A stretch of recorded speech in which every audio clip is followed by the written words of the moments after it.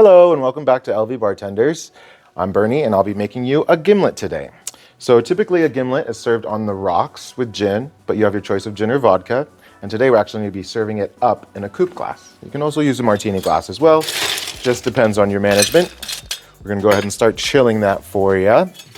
And then we are going to build the cocktail in our small tin for our shaker. This is a shaken cocktail. Some people talk about gin getting bruised when you shake it, but we really need to emulsify our ingredients. And this cocktail is easy because we've only got 3 ingredients. We've got 3/4 ounces of lime juice, 3/4 ounces of simple syrup. And with this gimlet, we're using fresh lime juice and simple syrup. Some people can do it with Rose's lime juice. It definitely creates a much different flavor profile. So you just want to be mindful of that in your space. Now we're going to add our gin. Today we're using Tanqueray. So many different gins you can use. We're doing 2 ounces of that Tanqueray in our shaker tin. And we always want to go short to big. Give that a good shake.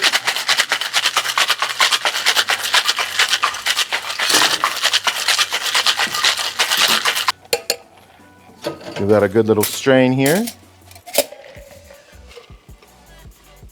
Smells delicious. And we got that nice little froth on top, little visual love there for you.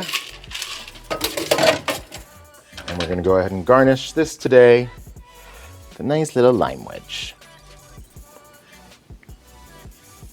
Enjoy. Thanks for hanging out with us here at LV Bartenders. If you enjoyed this video, hit that like button, subscribe, and ring the bell so you don't miss future cocktails, tips, and industry insights. Until next time, drink smart, stay creative, and we'll see you behind the bar.